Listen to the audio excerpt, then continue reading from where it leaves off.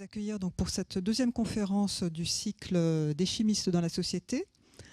La semaine dernière, avec Pierre Laszlo, nous avons exploré les horreurs et les merveilles de la chimie et nous avons pu constater ainsi les ambivalences des discours et des représentations autour de cette science. D'autres disciplines, comme la physique ou la biologie, ne provoquent pas spontanément les réactions de méfiance et d'inquiétude suscitées par la chimie. Nous allons essayer de comprendre ce soir quelles sont les racines historiques et philosophiques de cette peur. Pour cela, nous accueillons Bernadette Bensaud-Vincent, qui est professeure d'histoire et de philosophie des sciences à l'Université Paris 1. Vous êtes beaucoup intéressée à l'histoire de la chimie et de manière plus générale à la question des rapports entre les sciences et la société. Vous avez publié de nombreux articles et ouvrages sur ces sujets. Je vais juste en citer quelques-uns. Faut-il avoir peur de la chimie ? Qui est présenté d'ailleurs sur le présentoir des livres de la bibliothèque, que vous pouvez donc emprunter à la bibliothèque de la Cité. Matière à penser, essai d'histoire et de philosophie de la chimie. Et en 2009, les vertiges de la technoscience, façonner le monde atome par atome. Je vous laisse tout de suite la parole pour répondre à cette question, d'où vient la peur de la chimie ? Bonne conférence.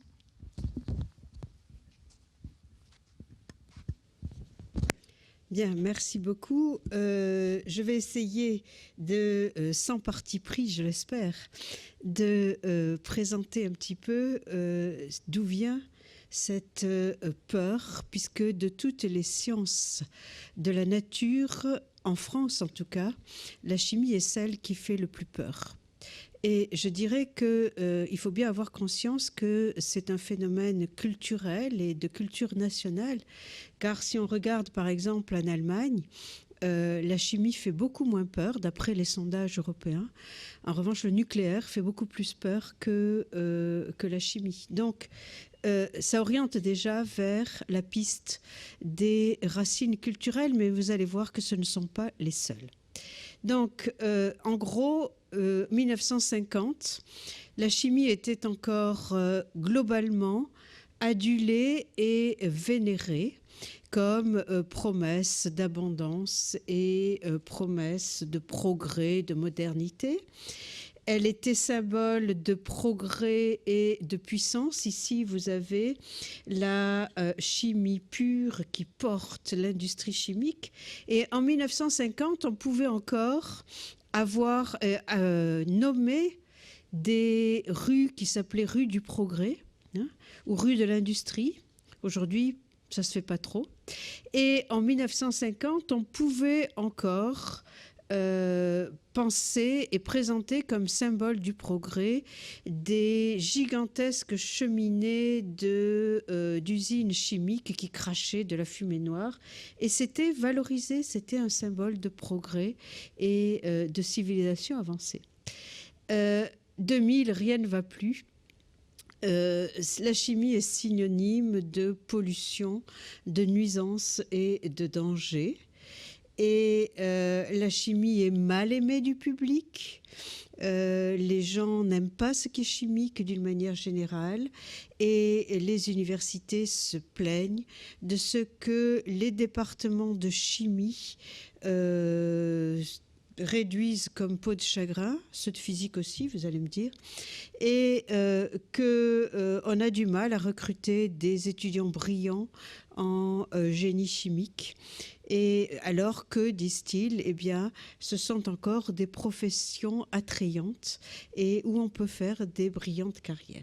Donc un sentiment de malaise qui s'affirme clairement depuis 2000 et à cela les chimistes, aussi bien les chimistes universitaires que les chimistes industriels et les sociétés de chimie industrielle, etc., répondent bien souvent par des slogans. Alors le slogan « chimie verte », qui est le plus utilisé aujourd'hui, ou chimie pour l'environnement. On essaye de rebaptiser les départements de chimie. Je me rappelle quand, parenthèse, quand j'étais moi-même ici à la Villette, à la Cité des Sciences et de l'Industrie, on avait organisé dans la fin des années 1980, on avait organisé une exposition sur la chimie. Et il fallait, je me rappelle, le comité de pilotage, il était très important qu'il n'y ait pas le mot chimie dans le titre. Sinon, c'était foutu, on n'attirerait personne. Et donc, on l'avait appelé le matin des molécules. Pourquoi pas? Et bien entendu, maintenant, c'est même pas science des molécules qu'on a essayé. Beaucoup de départements de chimie à la fin du 19e siècle ont essayé d'abandonner le mot chimie pour attirer des étudiants et de se rebaptiser sciences moléculaires, en pensant que ça serait plus attractif. Maintenant, ils se rebaptisent nano en général, nanosciences, mais c'est toujours plus ou moins les mêmes programmes qu'on fait. Mais aujourd'hui, pour le grand public, c'est chimie verte ou chimie pour l'environnement qui sont les slogans porteurs. Et on fait beaucoup de slogans et d'animations. J'en cite quelques exemples glanés sur Internet. Les métiers de la chimie.com, eh bien, c'est la chimie, notre allié au quotidien. Alors, il garde quand même le mot chimie. Super Chimie, qui est un jeu pour les 7-11 ans, qui est proposé par la Fondation Maison de la Chimie et l'Union des industries chimiques. Je vous recommande d'y aller, de voir comment on essaye de vendre la chimie à des 7-11 ans. C'est intéressant. Et un autre, dans le genre plus classique, le président de la Société de chimie de France, Armand Lattès, qui est un honorable chimiste maintenant retraité, avait repris ce vieux thème qui a été usé et maintes fois abusé, je dirais, par les chimistes en mal d'image, qui consiste à faire un court film qui est une dystopie. Dystopie, c'est le contraire d'utopie, comme vous savez, et qui consiste à inventer un monde sans chimie. Alors, si on vivait dans un monde sans chimie, eh bien, on mourrait tous à 35 ou 40 ans parce qu'on n'aurait pas d'antibiotiques, on n'aurait pas de sulfamide, etc. On serait vêtu de peau de bête ou quasi. On mourrait de faim, etc., etc. Donc ça, c'est un procédé qui est classique et qui relève des animations utilisées par les chimistes pour défendre leur image de marque.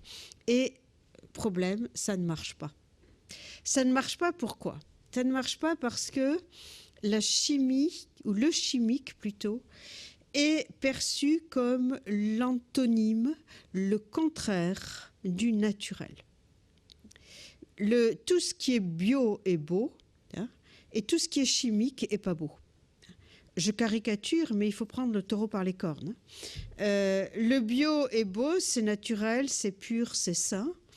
Et le chimique, c'est non naturel, c'est contre nature, c'est antinaturel, c'est impur et c'est malsain. Combien de fois vous entrez dans une boutique de pharmacie et vous entendez quelqu'un, si vous ne l'avez pas fait vous-même, qui dit « j'ai mal à la tête ou j'ai mal aux pieds, est-ce que vous pourriez me donner quelque chose, mais pas du chimique, du naturel ». Donc, c'est quelque chose qui est profondément enraciné, profondément inscrit dans les mentalités et qu'il faut prendre au sérieux. Alors, bien entendu, il y a malentendu parce que les chimistes, eux, se plaignent. Pour eux, les produits naturels sont précisément impurs au sens chimique du terme, puisqu'ils sont mélangés d'un tas d'autres ingrédients, puisqu'ils n'ont pas été purifiés justement dans les laboratoires. Et ceci dit, quand vous allez acheter des produits naturels chez le pharmacien, ils ont été soigneusement purifiés, ne vous inquiétez pas. Ça veut dire qu'ils ont été profondément analysés, purifiés, etc. Donc, pour les chimistes, il y a malentendu, il y a mal donne. Il y a mal donne puisque ce qui est naturel, c'est impur, c'est mélangé, c'est non contrôlé et c'est potentiellement dangereux justement parce qu'il y a d'autres principes actifs. Si par exemple, au lieu de prendre de l'aspirine, vous prenez simplement de l'écorce de saule, Et l'aspirine, elle est extraite à partir, enfin le principe actif, il est extrait à partir d'écorce de soie, eh bien vous pouvez avoir des effets, des effets secondaires que vous n'aurez pas avec l'aspirine. Vous aurez quand même beaucoup d'effets secondaires avec l'aspirine aussi. Donc, en tout cas, il y a malentendu pour les chimistes. Et ce malentendu fait qu'ils sont mal aimés du public et ils disent « mais c'est la faute au public ». C'est la faute au public qui n'y comprend rien, qui est ignorant, qui ne sait rien de la chimie, qui est crédule, qui croit Madame Soleil ou qui croit n'importe qui, hein, et qui est ingrat, qui ne se rend pas compte de tous les bénéfices et tous les services qu'il doit à la chimie. Donc le public est crédule, ingrat, ignorant, irrationnel, et c'est un problème pour eux de com'. C'est un problème de com', donc ils ont et ils continuent de dépenser des sommes non négligeables dans du marketing ou dans de la communication, en pensant que si le public savait mieux ce qu'ils font, eh bien le public achèterait à bras ouverts tout ce qu'ils mettent sur le marché. Donc il y a un vrai malentendu. Et je fréquente les chimistes depuis 10 ans et les industries chimiques, et je peux vous assurer qu'ils vivent ça très mal, comme on ne nous aime pas, on ne nous comprend pas. Et ils croient, et je crois naïvement, qu'il suffirait qu'ils fassent des bonnes campagnes de pub, qu'ils abandonnent peut-être le mot chimie au bénéfice de sciences moléculaires, ou qu'ils montrent tout ce qu'ils font de bien pour le public et que ça suffirait. Eh bien, pour avoir travaillé sur le sujet, j'ai acquis l'intime conviction que ce n'est pas un problème de communication. Et je vais essayer de le montrer. C'est un problème beaucoup plus profond et c'est un problème beaucoup plus grave. Les arguments utilisés par les chimistes sont impuissants. Pourquoi ? Parce que les chimistes universitaires, autant que les chimistes industriels, ne réalisent pas suffisamment ou ne prennent pas la mesure de ce que la chimie n'est pas simplement une science de la nature qui est en même temps une source de denrées matérielles extrêmement efficace et puissante, j'en conviens. Mais la chimie est aussi une science qui est, comme toutes les sciences d'ailleurs, mais particulièrement la chimie, créatrice de valeurs très fortes. Beaucoup de chimistes et de scientifiques en général ne veulent pas admettre qu'en même temps qu'ils construisent une science, eh bien, ils construisent des valeurs très fortes associées à cette science. Et que les faits et les valeurs sont intimement liés. Et ils ne maîtrisent pas forcément toutes ces valeurs qui s'attachent à la recherche, et c'est vrai en particulier pour la chimie, mais ça l'est aussi pour la physique, pour l'astronomie. Donc il y a des valeurs très très fortes qui sont associées à l'aventure scientifique d'une communauté. Et en particulier dans le cas de la chimie, nous allons voir que les valeurs très très fortes qui sont associées à la chimie, depuis sa très très longue histoire, puisque les origines de la chimie en Occident se perdent dans la nuit des temps. Et nul ne sait d'ailleurs quelles sont les origines de la chimie. Il y a beaucoup de légendes, mais nul ne sait quelles sont les origines. Ce que je sais, pour être historienne de la chimie, c'est que la chimie scientifique installée, institutionnalisée, on la trouve en Occident dès le XVIe siècle, mais bien avant, on l'a trouvée dans l'alchimie. Et donc, il nous faut remonter à ces origines alchimiques de la chimie pour comprendre ces valeurs qui sont attachées de manière si forte que, je raconte cette anecdote, justement quand nous avions fait cette exposition à la Villette, je ne sais plus en quelle année, je crois que c'était 1989 ou 88, quelque chose comme ça, on avait fait cette enquête dans les écoles. On avait demandé aux élèves du primaire dessine-moi un chimiste. Et on avait reproduit leurs dessins sur des blouses de chimistes et on les avait exposés dans l'exposition. Eh bien, dans les 3/4 des cas, l'enquête « Dessine-moi un chimiste » à des élèves de CM1, CM2 et puis après des élèves de 6e, c'est-à-dire avant qu'ils soient exposés à un enseignement de chimie et après. Et on l'avait fait dans des villages ruraux où il n'y a pas d'industrie chimique et dans des zones où il y a des industries chimiques. Eh bien, dans tous les cas, globalement, la chimie était associée à des figures de savants fous, de sorciers, etc., etc. Donc, c'est véhiculé par la culture. C'est ça qui est très, très important. Ça a des racines culturelles très profondes et c'est véhiculé par la culture. Et donc, c'est vraiment du côté de la culture qu'il faut aller voir en premier. Il y a des racines culturelles. Quelle vision des rapports entre nature et artifice sont véhiculées par l'histoire même de la chimie, celle du chimiste imitateur de la nature, celle du chimiste rival de la nature, celle du chimiste continuateur de la nature, celle du chimiste redresseur de la nature qui corrige la nature. Eh bien, toutes ces 4 images, vous les trouvez déjà dès les origines lointaines de l'alchimie. Donc, commençons par les leçons de l'histoire. La chimie est historiquement, je résume un peu, elle est historiquement perçue, et c'est pour ça qu'il y a ce poids fondamental qui est attaché à la chimie, elle est perçue comme un lieu de transgression, et de transgression de frontières multiples. D'abord, de transgression de la frontière entre nature et artifice. Vous allez me dire, mais qu'est-ce qu'elle vaut, cette frontière? Elle ne vaut pas grand-chose, mais n'empêche que culturellement, elle est importante, et je vais le montrer. Transgression de la frontière entre inerte et vivant. Et il y a des raisons pour ça. Transgression d'une autre frontière entre nature et société. Et ce sera le plan de mon exposé. Donc, entre nature et artifice, remontant à l'alchimie médiévale, qui est précisément celle qui s'est battue pour essayer de faire admettre dans la culture occidentale qu'on pouvait faire des artifices et que ça n'était pas forcément de la sorcellerie.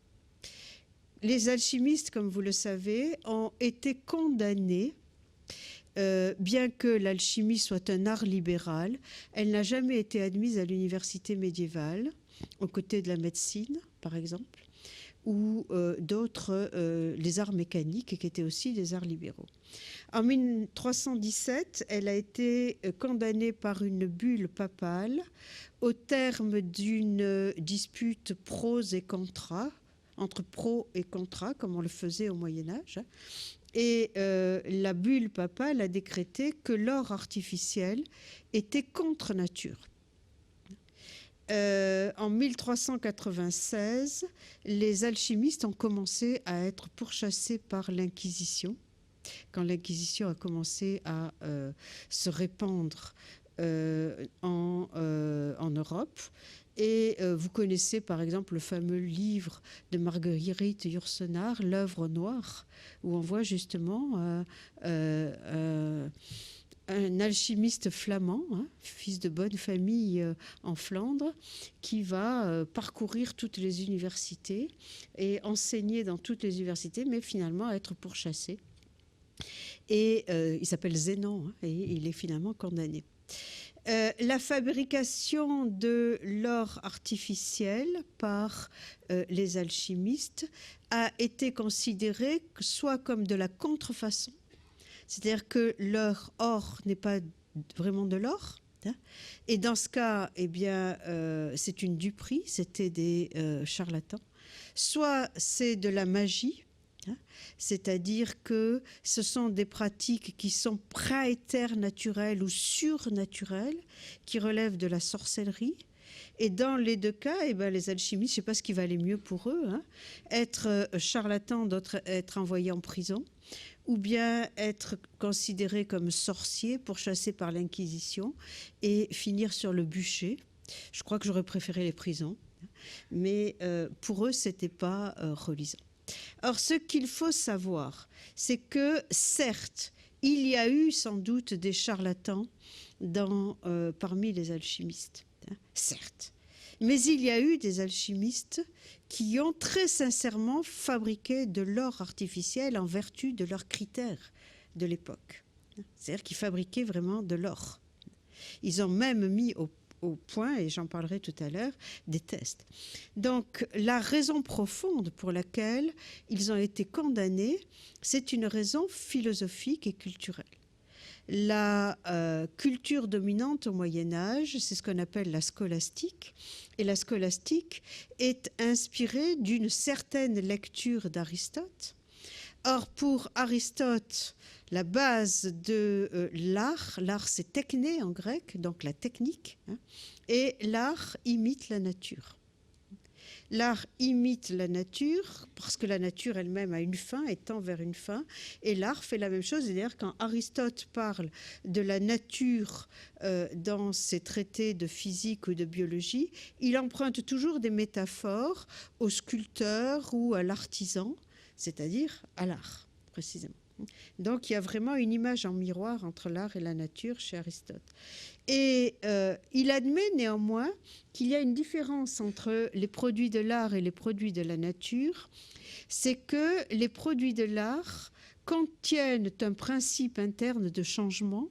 Les produits internes de la nature, pardon, contiennent, je me suis trompée là-dedans, les produits internes de la nature contiennent un principe interne de changement, alors que les produits de l'art, eux, en sont dépourvus. C'est-à-dire, et le fameux exemple qu'il prend, qui remonte d'ailleurs au présocratique, un homme naît d'un homme, mais un lit ne naîtra pas d'un lit. Si j'abandonne un lit, eh bien, le bois pourrira, mais ça ne donnera pas naissance à un autre lit. Tandis qu'un homme naît d'un homme et ce qui est vivant engendre un autre parce que les produits de la nature ont un principe interne de changement. Et c'était donc une différence fondamentale, une différence ontologique entre les produits de l'art et les produits de la nature. Et les arguments des scolastiques étaient donc, eh bien, l'or fabriqué par les alchimistes et tous les artifices, ça s'adressait aussi bien aux produits de la mécanique, hein, il manque de ce qui fait la spécificité des produits de la nature, de la forme substantielle. Alors, qu'est-ce que c'est que cette forme substantielle? Nul ne l'a jamais vue, hein. Mais il pensait que les produits de la nature ont une forme substantielle. Et donc, il condamne les alchimistes qui sont contre nature. Si ce n'est pas naturel, pour eux, c'est contre nature. Et c'est là qu'ils sont plus à la lettre aristotélicienne. Et c'est opposé à l'ordre de la création. Les produits de la chimie sont opposés à la distribution des espèces. C'est marrant parce qu'on utilise les mêmes arguments aujourd'hui pour les produits biologiques, OGM, etc. Tous les débats du Moyen-Âge ont des résonances extrêmement actuelles aujourd'hui.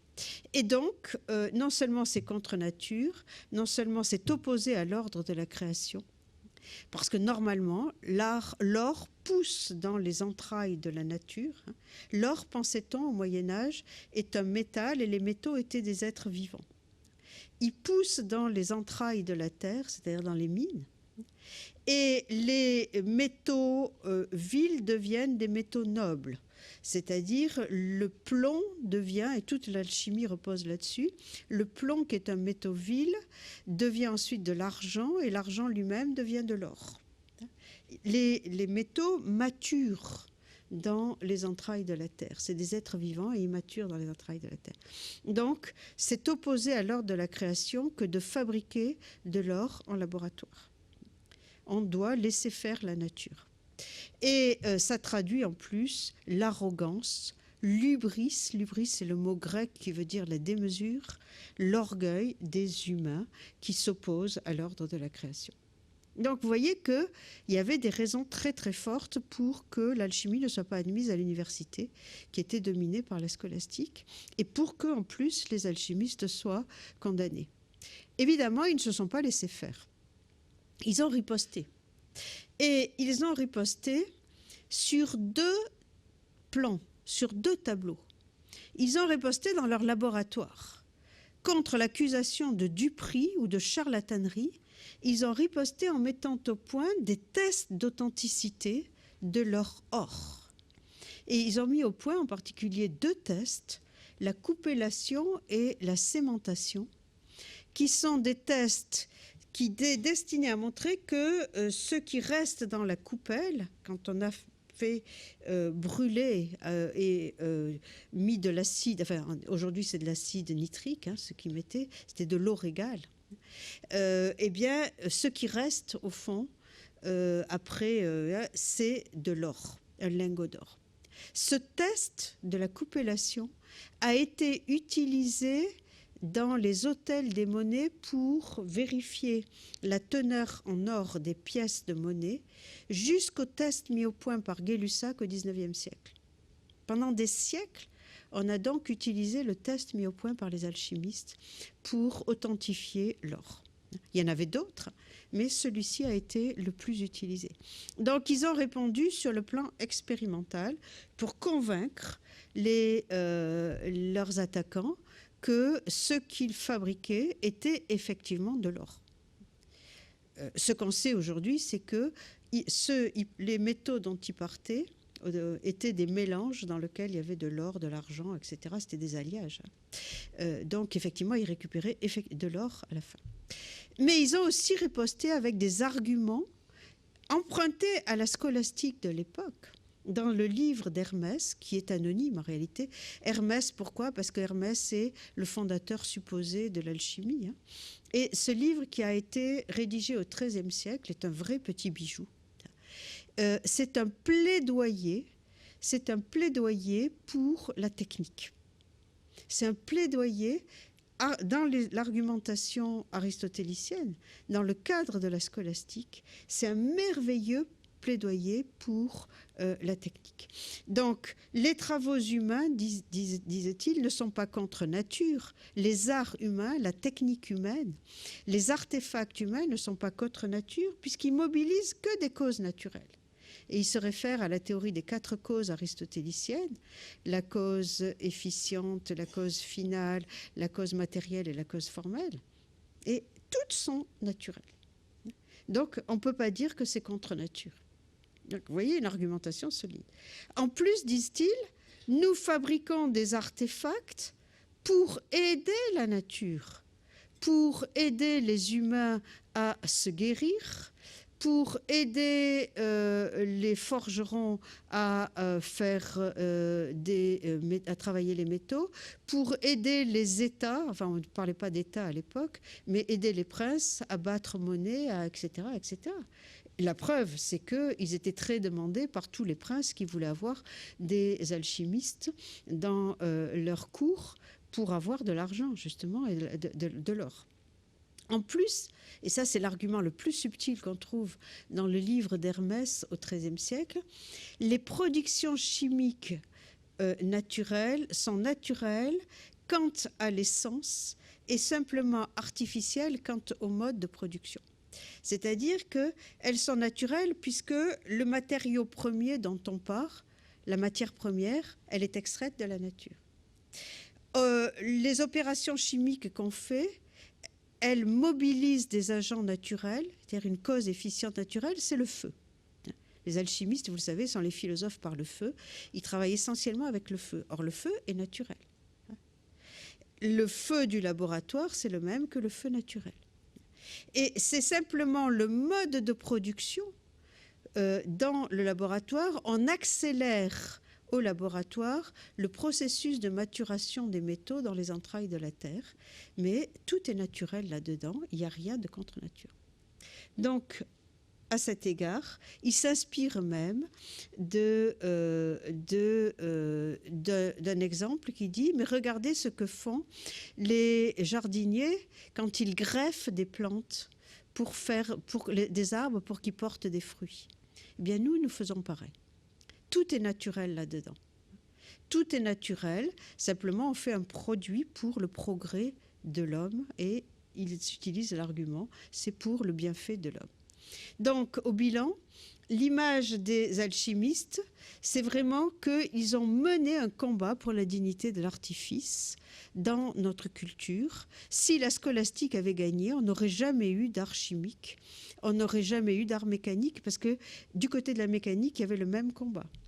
On accusait les mécaniciens d'être contre nature, parce qu'il était contre nature d'avoir des poulies ou des leviers pour porter des poids lourds vers le haut. C'était contre nature, etc., etc. Donc, il faut vraiment voir quel est l'apport de l'alchimie à notre culture. Ils ont défendu l'artifice. Ça a permis l'essor de la culture, de la technique, mais en même temps, il y a toujours une ambiguïté quand on défend l'artifice. C'est que c'est accroché aux alchimistes l'image de l'hubris, de la démesure, l'image des hommes qui veulent s'égaler à Dieu, qui veulent être plus malins que Dieu ou déranger l'ordre de la création. Et ce n'est pas un hasard, le mythe de Faust date du XVIe siècle. Il est inspiré d'un véritable alchimiste et nécromancien qui s'appelait Johannes Faust, qui vivait en Autriche. Et donc c'est quelque chose, vous savez, Faust fait un pacte avec le diable pour avancer la connaissance, etc.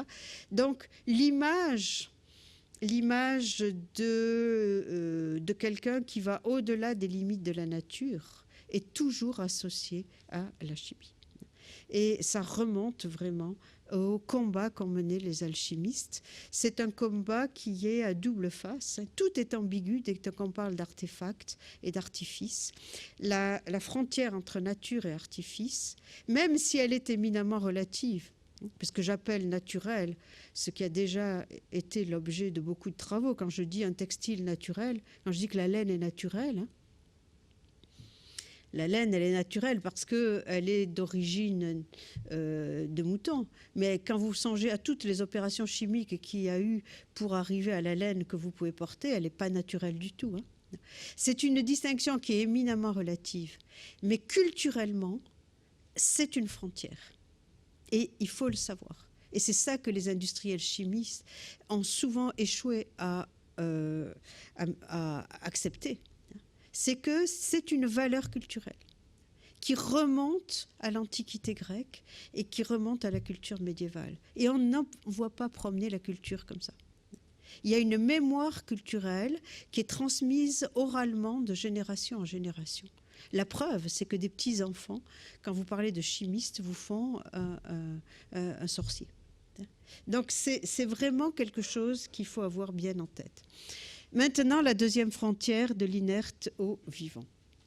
Il y a beaucoup d'ambitions et de légendes dans l'histoire de la chimie. Alors là, maintenant, j'utiliserai indistinctement le mot alchimie et chimie, car il n'y a pas de frontière entre alchimie et chimie. Au XVIe et au XVIIe siècle, les chimistes s'appelaient indifféremment alchimistes ou chimistes qu'ils écrivaient avec un Y. Et jusqu'au XVIIIe siècle, il n'y a absolument aucune frontière entre alchimie et chimie. Il n'y a pas de plus de... C'était les mêmes pratiques, c'était les mêmes laboratoires, c'était les mêmes secrets ou les mêmes ouvertures. Et c'est simplement à partir du XVIIIe siècle, quand la chimie est devenue une science universitaire bien employée, bien implantée, que les chimistes, pour conquérir une dignité universitaire, ont commencé à dire « Oh, mais nous n'avons rien à voir avec l'alchimie », parce que l'alchimie, justement, avait été refusée et avait mauvaise presse. D'accord.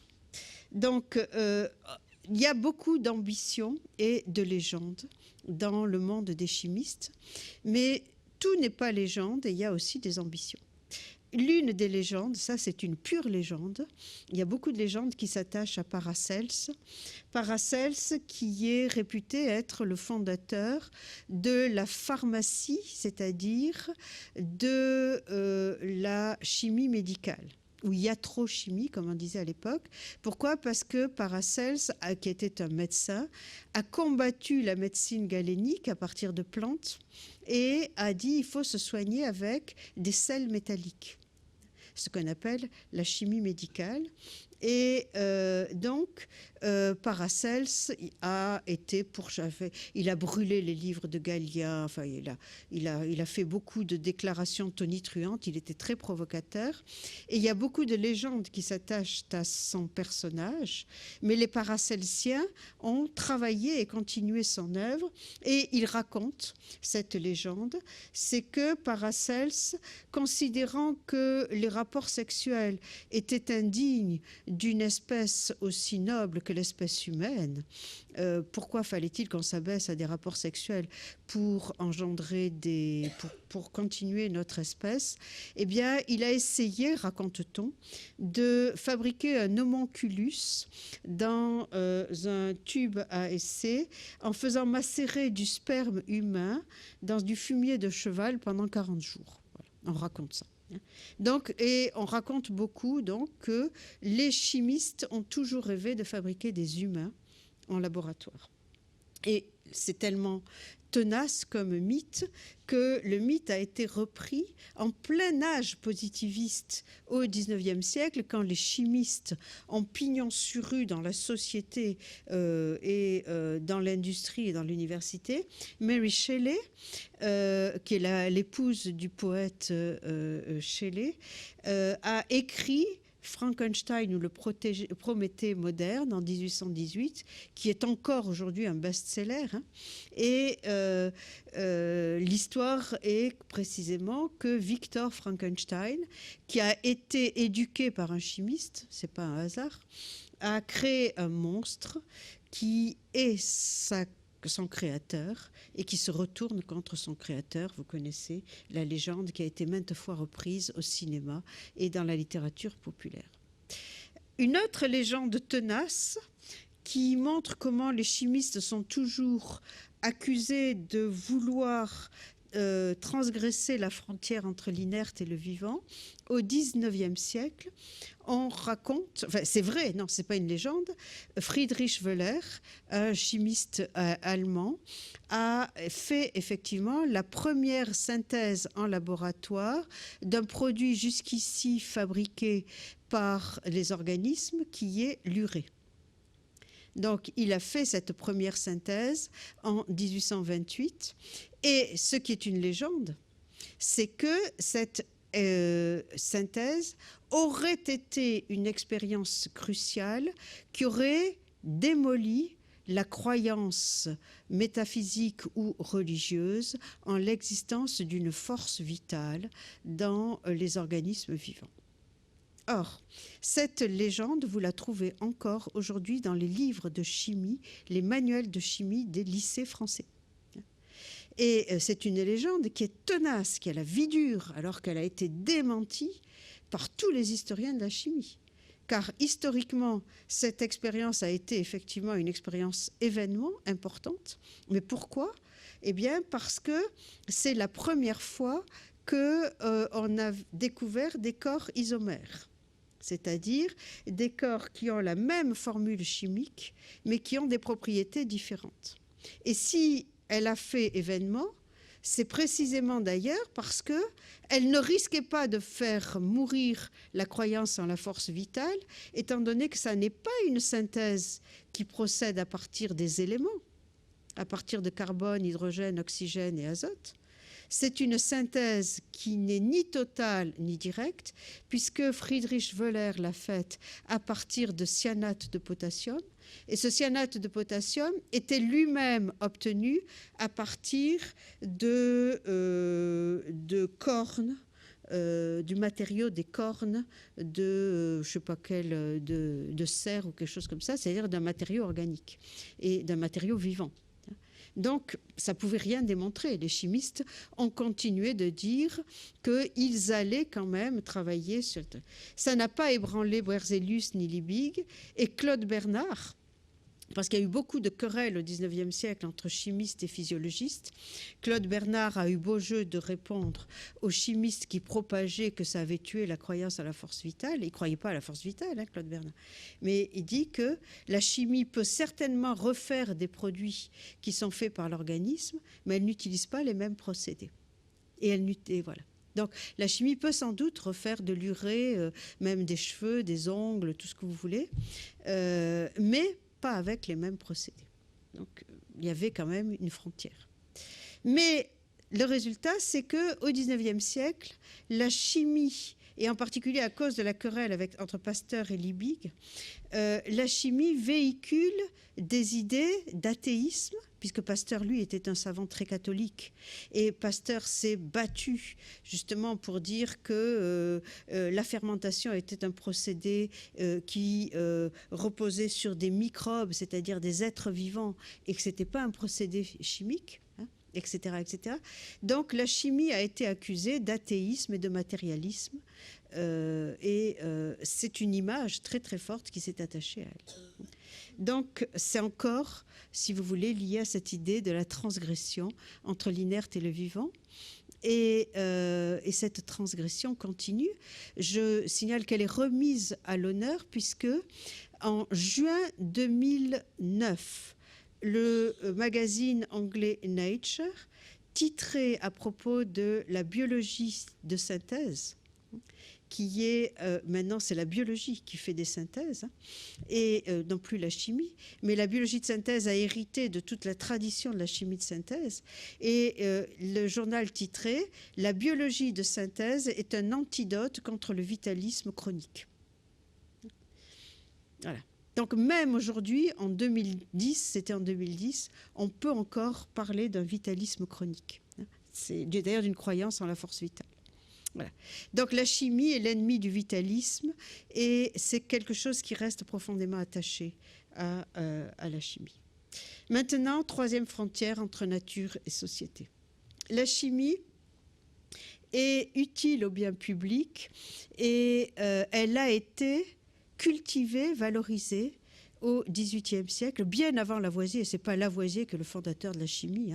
Il faut en découdre avec cette légende, qui est encore une légende. La chimie était bien implantée dans les académies européennes. La chimie était bien implantée dans les universités européennes, bien avant Lavoisier. Et elle était goûtée et cultivée du public et des États. Les États ont beaucoup soutenu la chimie au XVIIIe siècle. Et si la chimie a été très, très goûtée, on pourrait dire que le XVIIIe siècle a été l'âge d'or de la chimie. Elle était très aimée du public. Si elle était très goûtée du public, c'est précisément parce qu'on a demandé, les académies ont demandé à la chimie de fabriquer des produits qu'on appelait à l'époque factices. C'est-à-dire des produits artificiels, notamment les produits qui étaient la base des industries ou des arts chimiques. On parlait à l'époque d'art chimique ou d'artisanat chimique, c'est-à-dire notamment la soude et le vitriol. Le vitriol, c'est l'acide sulfurique dans notre nomenclature. Et donc, il fallait fabriquer des produits artificiels parce que c'était des palliatifs aux carences de la nature pour des régions qui n'avaient pas les matières premières pour fabriquer la soude. En particulier, pour fabriquer la soude, on importait une espèce de produit d'Espagne. Et quand il y a eu les guerres entre la France et l'Espagne, on était bien embêtés. On a essayé d'en cultiver en France, mais ça ne marchait pas aussi bien, etc. Donc, il fallait... et l'ammoniac aussi, qui était un produit de base de l'industrie chimique, eh bien, on le fabriquait à partir d'urine ou de fientes de chameau. On récupérait l'urine dans les villes, notamment, et on fabriquait de l'ammoniac à Nanterre à partir de l'urine de Paris, de tous les gens de Paris. Donc c'était... Bon. Et l'idée, si on pouvait faire des produits factices, et donc les produits factices et artificiels étaient activement recherchés. Ils n'étaient plus du tout considérés comme contre nature au XVIIIe siècle, au contraire, parce qu'ils étaient utiles à la société.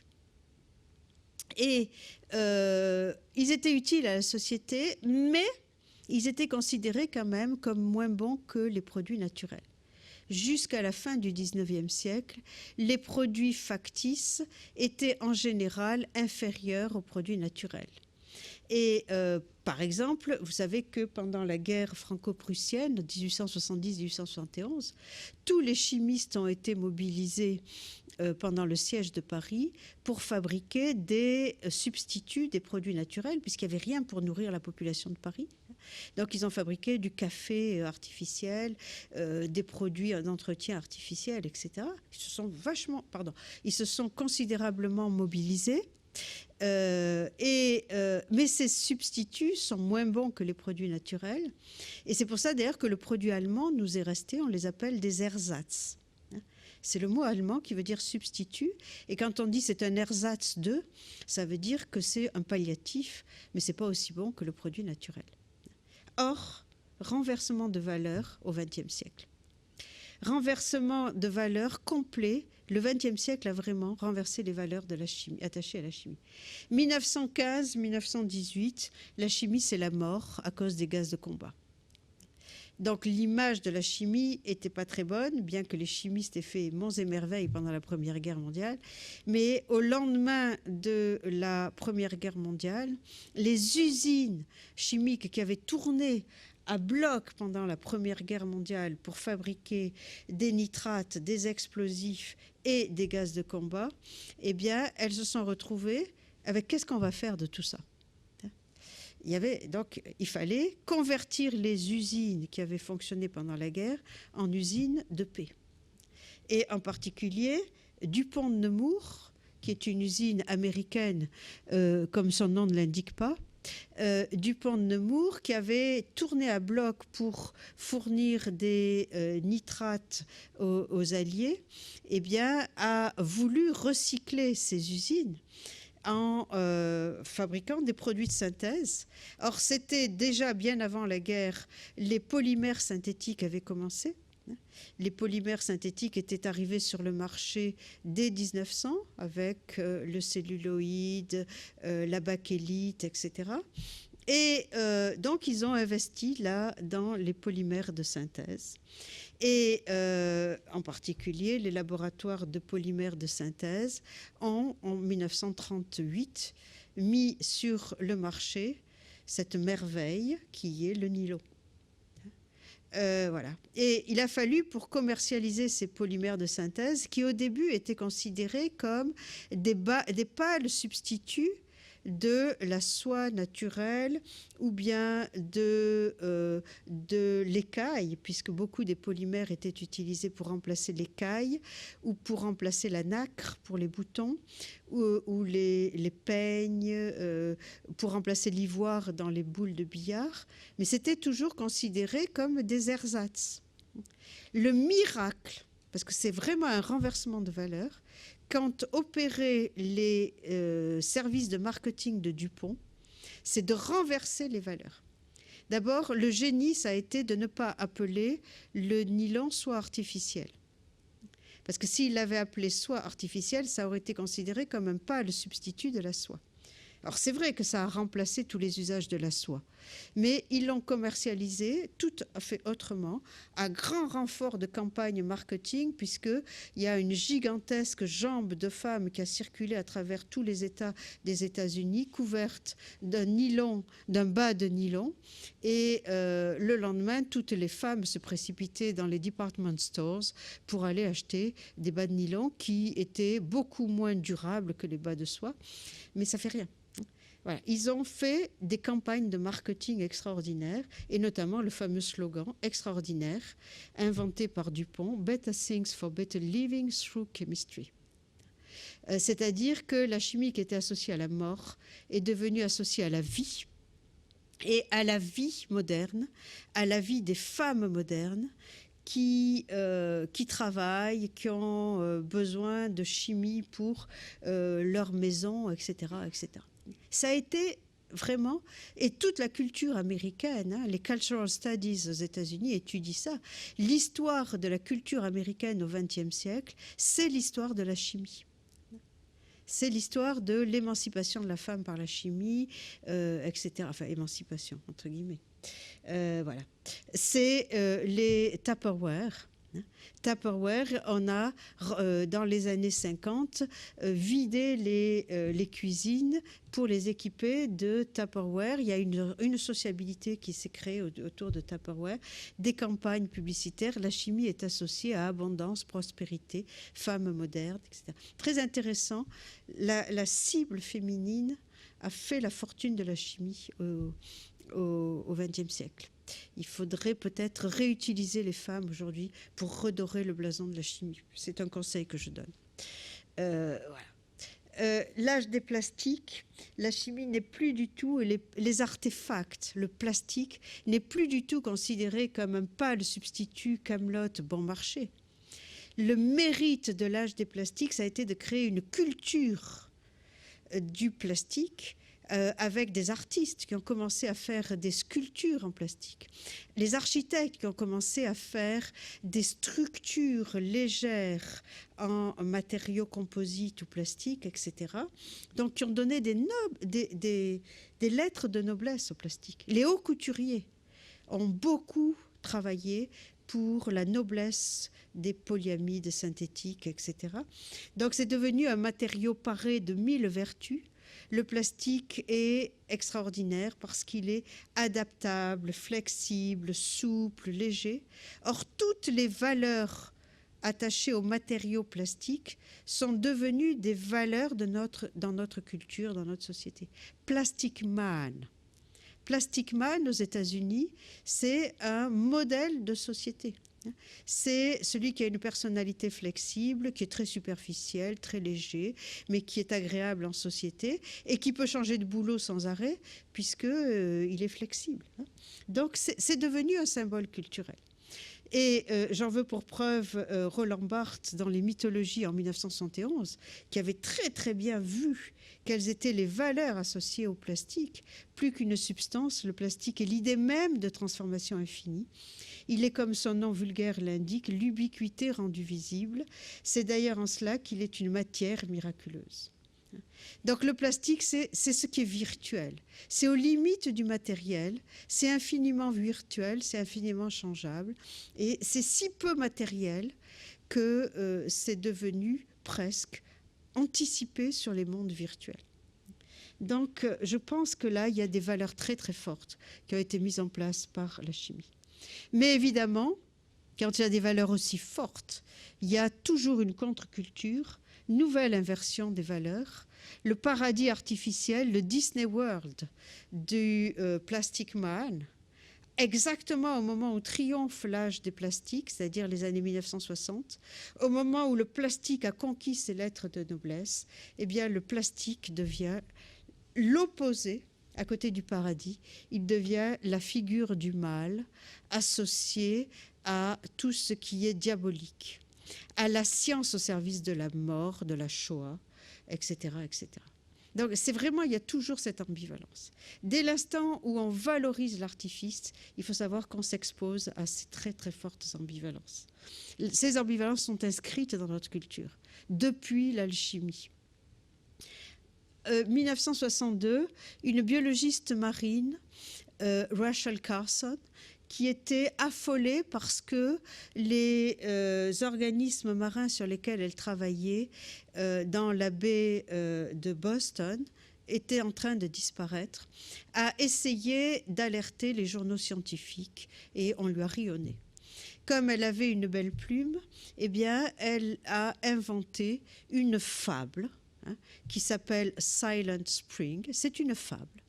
Elle a utilisé le mythe pour se faire entendre, recours au mythe, puisqu'elle a bien compris que c'était un problème culturel. Elle se rendait compte que l'utilisation massive des pesticides, et en particulier du DDT, en moins de 15 ans, avait détruit un certain nombre d'espèces marines dans l'océan Atlantique. Comme personne ne voulait l'écouter, eh bien, elle a écrit cette fable, Silent Spring, qui a été un détonateur extraordinaire. Premier chapitre, il est traduit en français, vous pouvez l'emprunter, il est ici à la Villette. Premier chapitre, une campagne bucolique merveilleuse, les oiseaux chantent, les arbres sont en fleurs, etc. Voilà. passe un avion qui répand un nuage de DDT, et après, le printemps est silencieux. Silent Spring, le printemps est silencieux. On a tué certainement bien des parasites, on a tué bien des nuisibles, certainement, mais il n'y a plus d'oiseaux, il n'y a plus de biodiversité. On dit aujourd'hui biodiversité, à l'époque on ne disait pas biodiversité. Donc, Silent Spring a été quelque chose qui a été un traumatisme pour les chimistes.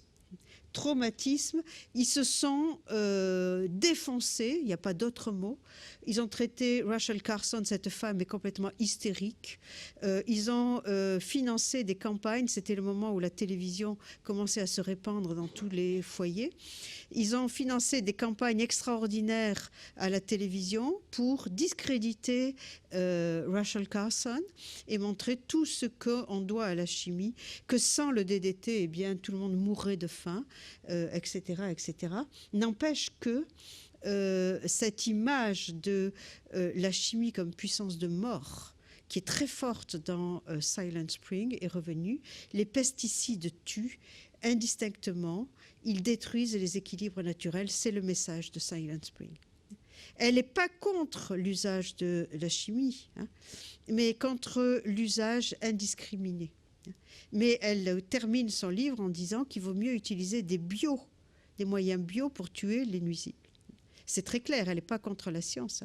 Mais si vous voulez, l'idée est la chimie est puissance de mort, elle ravage la nature, mais aujourd'hui aussi, nous savons, très fortement ancré, que la chimie ravage les humains, puisque la chimie est aussi quelque chose qui produit des accidents à la force des puissances des molécules chimiques et des procédés chimiques. Seveso, 1976, 37 000 morts, et on n'a pas encore identifié tous les ravages. Bhopal, en Inde, c'était une usine de Union Carbide, 1984, 38 000 morts, et là encore, le dossier reste ouvert. Et Toulouse, là, il y a eu beaucoup moins de morts, 2001, AZF qui a relancé le problème. Donc, la chimie est redevenue une puissance de mort, comme elle l'était en 1914, hein, mais de mort qui ravage la nature et détruit la biodiversité et qui tue des humains. Le Silent Spring a été l'origine du mouvement environnementaliste aux États-Unis. 10 ans après Silent Spring, le gouvernement fédéral a créé le EPA, c'est-à-dire Environmental Protection Agency, et un an après, le DDT a été banni, interdit. Ça ne veut pas dire qu'on ne continue pas à utiliser des pesticides, mais en tout cas, le DDT, lui, est banni. Et disons que des efforts sont faits pour des usages plus discriminatoires et plus sélectifs des pesticides. Mais avec le mouvement écologiste qui a maintenant 30 ans, a beaucoup diabolisé la chimie. La chimie a été la figure du mal au début du mouvement écologiste et la chimie est associée très fortement à la surconsommation et aux déchets, puisque précisément l'âge des plastiques, ça a consisté à jeter et donc à produire beaucoup de déchets. Et si on produit beaucoup de déchets, eh bien, d'abord, on enlaidit les environnements, mais aussi on prélève beaucoup sur la nature. Donc, c'est une économie du gaspillage, c'est une économie de la surconsommation, c'est une économie cowboy, c'est-à-dire une économie de prédateur des ressources de la nature. Et les procédés industriels de la chimie sont, à l'heure actuelle, extrêmement coûteux en énergie et en matières premières. Et les matières premières, nous le savons aujourd'hui, s'épuisent. Et les ressources fossiles aussi s'épuisent. Donc, l'industrie chimique est très sérieusement remise en question par le mouvement écologiste. Comment faire ? Eh bien, pourquoi la peur de la chimie ? Vous voyez que la peur de la chimie ne tient pas comme voulaient nous le faire croire certains chimistes, c'est pas la faute au public, c'est pas la faute à un public ignorant, ingrat, irrationnel et crédule, non. Le public n'est pas du tout en ce cas-là irrationnel ni crédule, il est au contraire plutôt bien averti. Il y a des raisons matérielles à la peur de la chimie. Ces raisons, c'est que les molécules chimiques sont justement très puissantes. Et c'est pour ça que la chimie est intéressante. Et c'est pour ça que la chimie a été développée. Et c'est pour ça que la chimie est utile. Mais il faut savoir que la puissance des molécules, c'est précisément, et c'est pour ça que j'ai mis le mot pharmakon en grec, qui a donné l'origine de pharmacie. Le pharmakon en grec, c'est précisément ce qui peut à la fois être très utile et ce qui peut nuire, suivant comment on l'utilise et à proportion de la dose qu'on en prend. Et on le sait bien, que les produits pharmaceutiques sont extrêmement, potentiellement très, très dangereux. La chimie est très dangereuse, il ne faut pas s'en enlever. Et c'est pour ça qu'elle a besoin de régulation.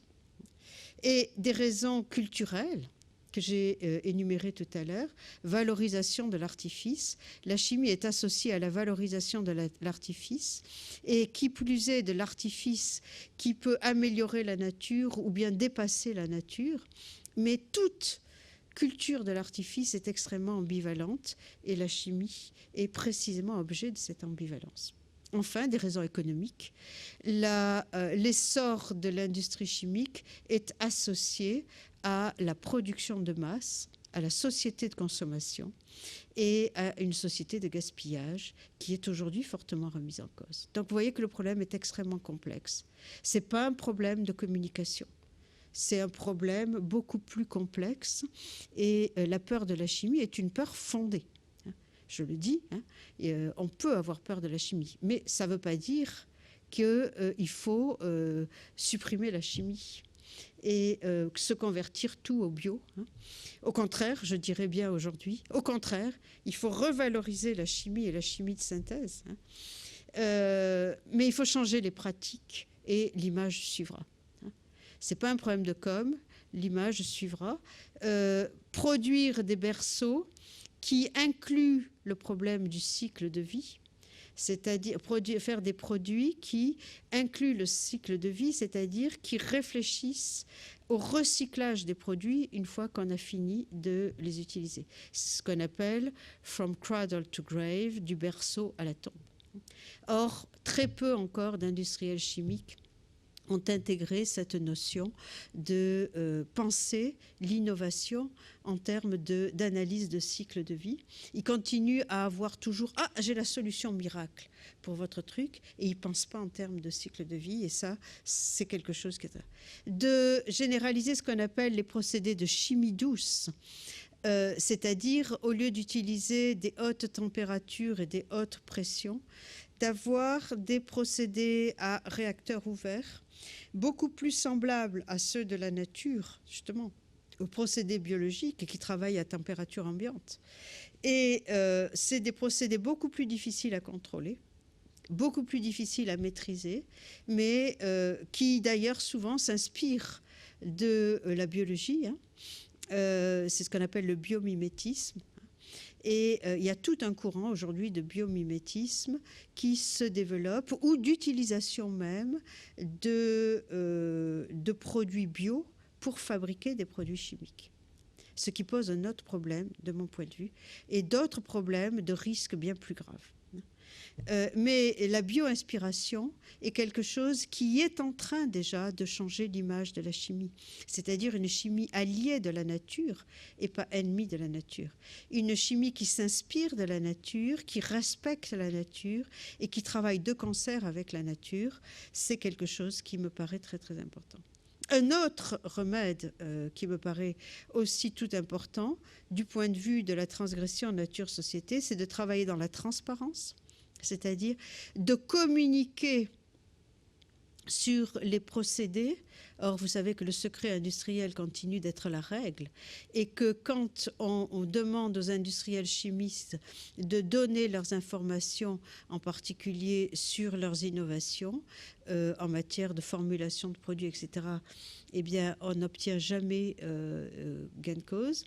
De réglementation au niveau européen, vous savez que REACH vient d'être mise en place, que ça a été une grande secousse dans dans la chimie européenne qui a dit « Oh là là, mais si c'est comme ça, on va tout délocaliser ailleurs qu'en Europe, puisque là-bas, on ne nous oblige pas à à faire tous les tests de non-toxicité. » Donc, voilà, c'est le défi. Mais REACH est en train de se mettre en place et il faut croire que ça sera une plus-value pour les industries européennes et que petit à petit, ce sera un atout concurrentiel pour l'industrie européenne. Enfin, développer ce qu'on appelle l'innovation en concertation. C'est pas consultation, hein, c'est concertation. Ou l'innovation partagée, ce que certains industriels chimistes commencent à faire. Notamment Dupont de Nemours a fait une expérience aux États-Unis, c'est-à-dire d'innover pour formuler des produits en concertation avec ce qu'on appelle les parties prenantes, c'est-à-dire les unions de consommateurs, les associations de consommateurs, les associations de défense de l'environnement comme Greenpeace ou autres, tout ce qu'on appelle les parties prenantes, les industriels, etc., de manière à ce que les produits qu'on va mettre sur le marché à la prochaine génération soient des produits qui relèvent vraiment d'une concertation avec la société civile et tous les partenaires de la société civile. C'est une évolution vers plus de démocratie technique. Ça sera long à mettre en place. Ce n'est pas dans les habitudes, mais il n'y a pas de doute que c'est qu'un moyen. Je ne parle que de la chimie européenne, parce que tout ce que je vous ai dit sur les racines culturelles, ça n'est valable que pour l'Europe. Et ce n'est pas vrai pour l'Asie ou la Chine, etc. Donc je le limite à la chimie européenne. Et je vous remercie de votre attention.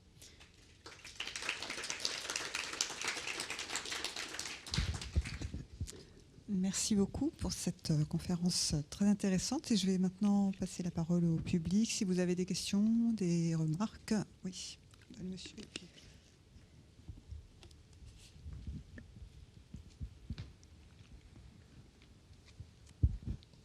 Oui, c'était simplement pour savoir, est-ce que vous pouvez nous rappeler, nous repréciser un peu, parce que j'avais mal perçu la définition au début de ce qu'on appelle le petit procédé à l'époque de coupellation, sémentation des métaux, de vérification du métal précieux, qui était utilisé en monnaie notamment. Oui, je ne me rappelle plus, hein, parce que c'est un vieux souvenir, mais la coupellation consistait à brûler dans une coupelle en os un métal à tester. Mais auparavant, on l'avait mis en solution dans je ne sais pas quoi. Et c'est ça c'est ce qui ne me revient pas. Il faut que je vérifie. J'irai voir sur Wikipédia tout à l'heure, si vous voulez. J'ai oublié. La sémentation, c'était un autre procédé plus lent. C'est pour ça qu'il a été moins utilisé. Mais je peux vérifier tout ça, mais je ne l'ai pas en tête. Je suis désolée. Oui, bonsoir.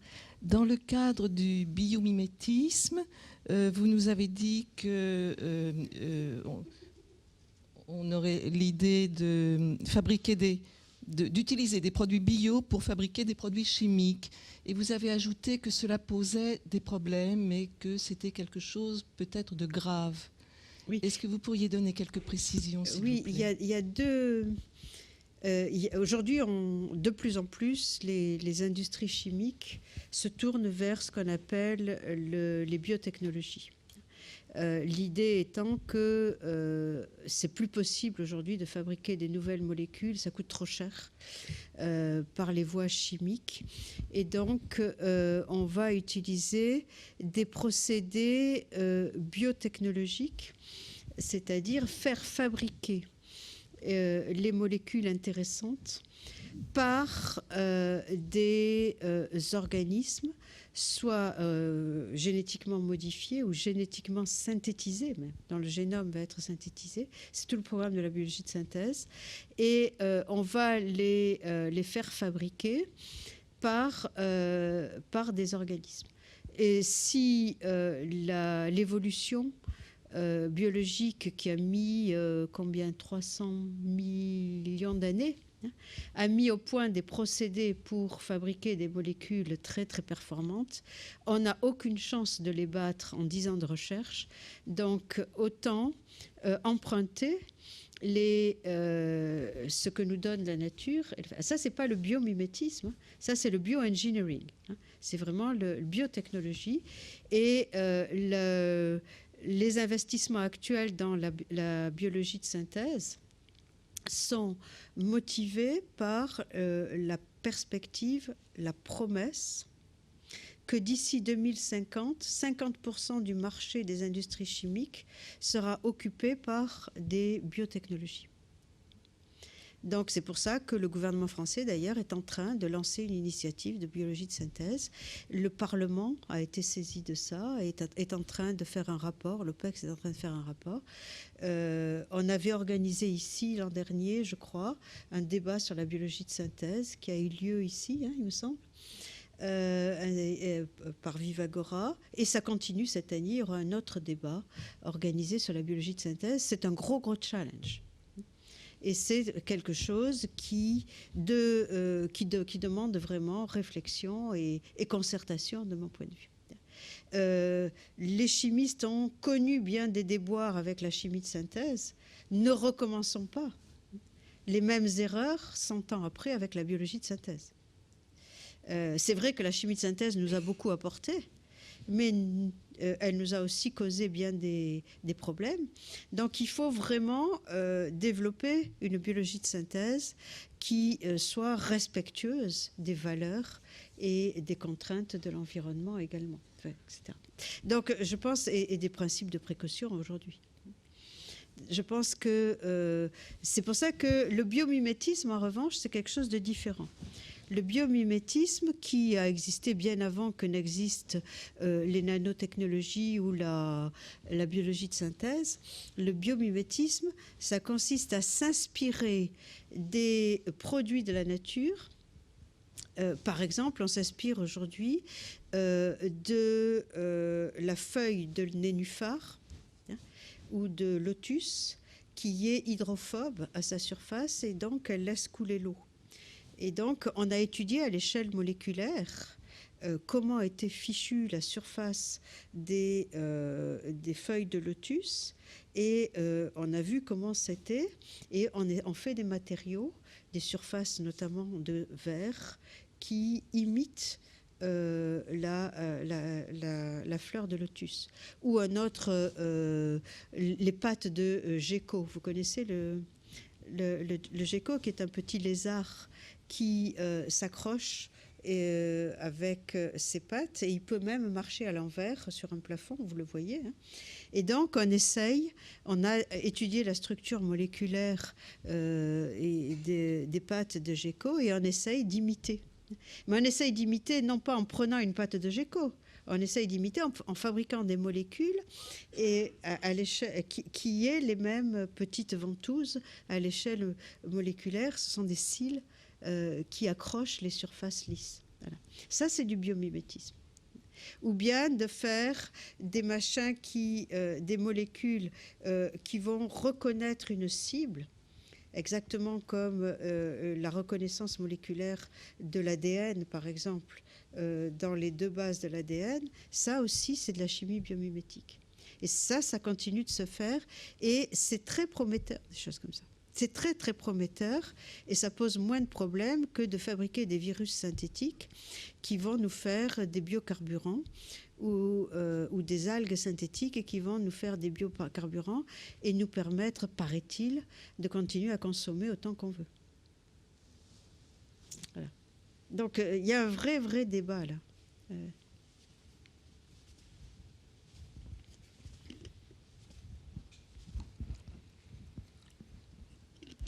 Oui, vous avez dit que pour le nylon, on avait refusé le nom de soie naturelle.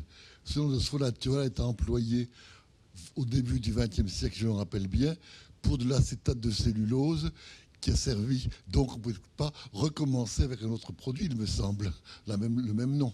Oui, la soie artificielle, effectivement, c'était l'acétate de cellulose, mais ils se sont aussi aperçus que dès l'instant où on mettait artificiel à côté d'un produit naturel, eh bien, ça tendait à dévaloriser le produit artificiel. Donc, l'astuce a été d'inventer un nom complètement fabriqué. Alors, il y a une légende que vous connaissez peut-être, une légende qui voudrait, mais elle n'a jamais été avérée, mais il y a toujours des légendes, et les légendes sont intéressantes. La légende voudrait que le nylon, ce soit l'acronyme d'une phrase qui est « Now you lose old Nippon », c'est-à-dire « Maintenant tu vas perdre vieux Japon », parce que le Japon était le producteur mondial de soie naturelle. Et l'industrie de la soie naturelle, c'était essentiellement au Japon. Bon, c'est pas vrai d'ailleurs, l'industrie de la soie naturelle n'était pas vraiment au Japon, hein. Il y en avait beaucoup en Europe aussi. Donc, ça n'a jamais été avéré, cette légende. Mais on ne sait pas d'où vient le mot nylon. C'est comme ça.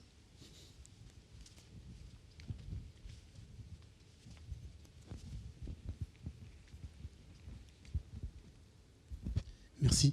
Est-ce que vous ne pensez pas qu'une partie aussi des peurs de la chimie pourrait résider dans son vocabulaire, dans les mots qu'elle utilise, et aussi dans les objets qu'elle manipule, qui sont des objets qui sortent complètement de notre perception?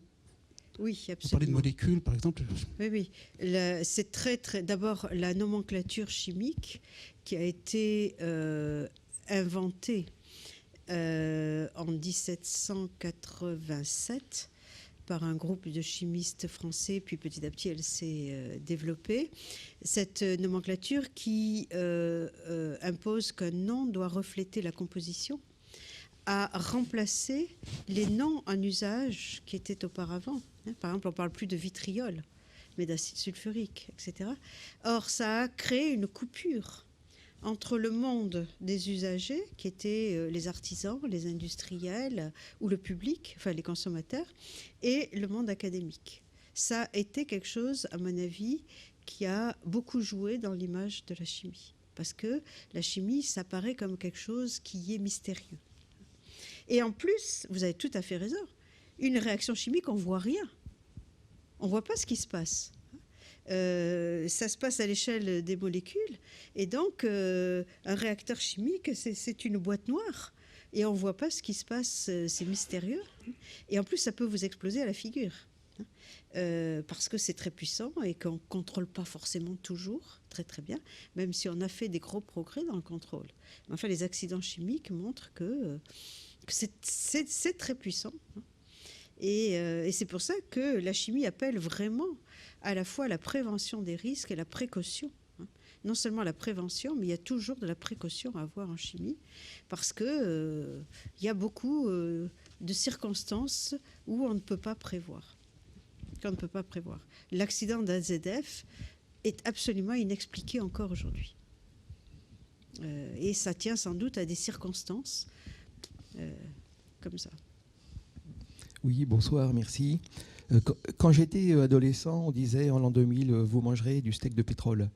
On ne mange pas de steak de pétrole, mais est-ce qu'aujourd'hui, malgré tout, au-delà de l'utopie, on peut imaginer que le chimiste fabrique des steaks en extrayant les protéines du pétrole? Oui, les steaks de pétrole, c'était effectivement le rêve des années 60. Maintenant, c'est plutôt l'inverse. On va fabriquer des substituts, des ersatz de pétrole avec des organismes vivants. On a complètement ravassé, puisque la denrée rare et précieuse aujourd'hui, c'est le pétrole, justement. Donc, au lieu de gaspiller le pétrole pour remplacer l'agriculture, on va utiliser l'agriculture pour fabriquer du pétrole. Du moins, c'est ce qu'on dit, hein, au lieu de remettre en question peut-être notre consommation d'énergie. C'est peut-être nos modes de vie qui seraient à remettre en question. Mais la grande promesse aujourd'hui, c'est de fabriquer des biocarburants.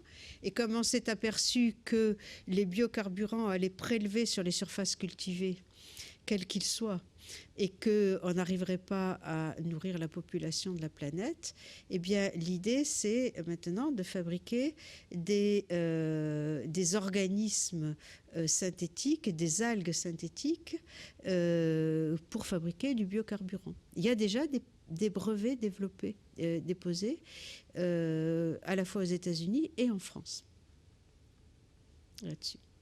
Voilà. En feuilletant votre livre là, sur le présentoir, j'ai été frappé par un titre des chapitres. C'est du mode d'existence des objets chimiques. C'est pas sans rappeler Gilbert Simondon, du mode d'existence des objets techniques. Oui, absolument. C'est un titre que j'ai calqué sur le livre de Simondon, puisque l'objectif de ce chapitre, qui est plutôt philosophique, c'est de se demander quel est le statut ontologique des artefacts chimiques, des objets chimiques, des molécules chimiques, qu'elles soient naturelles ou artificielles d'ailleurs. Donc, c'est pour ça que je n'en ai pas parlé ici, parce que ça n'est pas lié à la peur de la chimie. Mais disons que les objets chimiques, de mon point de vue, ont un mode d'existence qui est différent des réalités physiques. Les chimistes approchent l'atome ou la molécule avec une ontologie et un regard différent des physiciens. Et c'est un peu ce que j'essaye d'expliquer dans ce chapitre qui est réservé aux philosophes. Sinon, vous avez parlé tout à l'heure à propos du pharmacone, là, le remède et poison à la fois. Vous avez parlé de régulation. On pourrait peut-être employer le mot plutôt politique thérapeutique, hein, par exemple. Pourquoi thérapeutique ? Ça fait penser à pharmacologie, quoi. Une thérapeutique, c'est soigner, prendre soin. Oui. Et peut-être qu'au lieu de parler de régulation, on pourrait peut-être parler justement de thérapeutique. Ah oui, je prendre pense soin, que la réglementation REACH, alors REACH c'est mis pour Registry of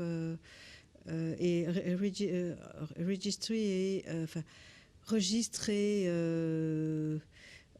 analyse des produits chimiques. C'est-à-dire que toute substance chimique qui est produite à plus d'une tonne doit être enregistrée auprès de la Commission européenne à Bruxelles et avoir fait l'objet de tests de la part de son producteur et qui montre que son utilisation massive n'est pas toxique à partir d'une tonne. Peut-être qu'elle n'est pas, peut-être qu'elle est en dessous d'une tonne, c'est pas toxique. À partir d'une tonne, c'est toxique. C'est-à-dire qu'on prend vraiment pour acquis l'idée du pharmacone, c'est-à-dire que toute substance chimique est potentiellement toxique. Tout dépend des doses et des expositions. Toute la base de l'analyse des risques, c'est le rapport entre dose et exposition. Et donc, c'est là-dessus que REACH doit se pencher. Et le REACH est une sorte de mise en œuvre du principe de précaution qui a été introduit en Europe depuis déjà plus de 10 années et qui impose que la charge de la preuve est au producteur. Et donc, c'est aux industriels de faire la preuve que leur produit, quand il est utilisé dans telle dose et dans telles circonstances, n'est pas toxique, n'est pas nuisible. Et de bien, du coup, spécifier les conditions d'usage et d'utilisation de ces produits. Voilà. Donc, c'est très coûteux. Ça réclame beaucoup de tests. C'est pour ça qu'il y a eu des protestations. D'où le mot thérapeutique. Voilà, d'où le mot thérapeutique, oui. C'est prendre soin. C'est à la fois thérapeutique et c'est prendre soin de la santé à la fois de l'environnement et des consommateurs. Effectivement. Et les débats de Viva Agora, dont vous êtes la présidente, en font partie de cette politique thérapeutique, justement. Voilà. Ça fait partie de cette politique de prendre soin à la fois de l'environnement et de la santé des consommateurs. Il y a encore une question. Oui, bonsoir. Comment expliquez-vous qu'en Allemagne, la chimie soit mieux considérée qu'en France, d'après ce que vous avez dit tout à l'heure? Oui, alors pourquoi la chimie est beaucoup mieux considérée qu'en France? Je dirais que peut-être parce que le lobby chimique est plus puissant qu'en France, tandis que le lobby nucléaire est plus puissant en France. Je crois qu'il y a aussi d'autres raisons.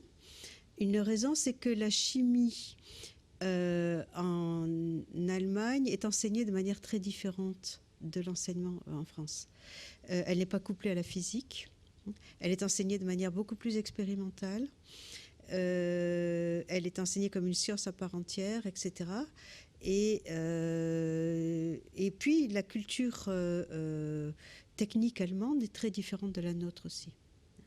Donc, il y a des analyses qui ont été faites, d'ailleurs, à l'échelle européenne, pour comprendre cette inversion entre le nucléaire et le chimique, entre la France et l'Allemagne. Et pourtant, la France et l'Allemagne, c'est la même culture. Je veux dire, c'est la même civilisation. Alors imaginez, à l'heure de la globalisation, ce que c'est que la perception et la production des chimistes en Chine, en Corée, au Japon, etc.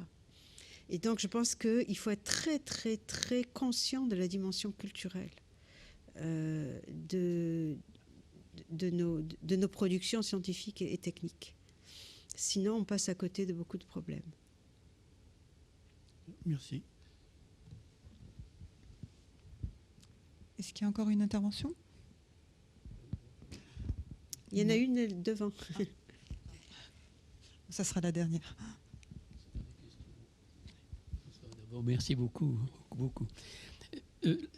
C'est un peu comme les AMM, le REACH. C'est un petit peu comme les autorisations mises sur le marché des produits pharmaceutiques. Ça prend la même puissance. Je voulais dire une chose. Le mot ersatz, je ne sais pas s'il est encore connu en France, mais moi, je l'ai terriblement connu en 1938, où alors vraiment, c'était les pauvres Allemands, ils ont de l'ersatz. Nous, on a de la soie naturelle.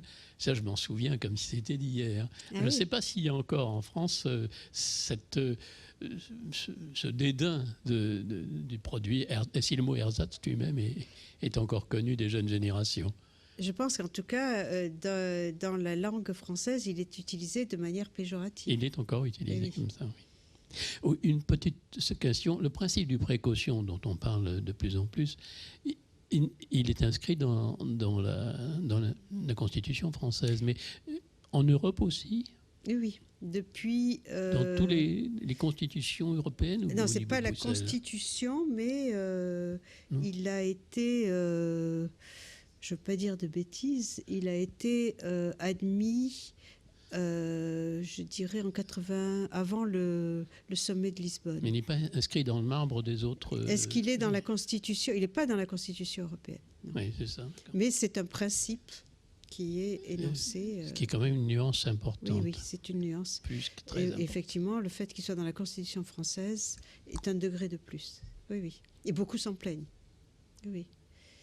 Beaucoup s'en plaignent dans la mesure où il y a beaucoup de débats là-dessus en ce moment.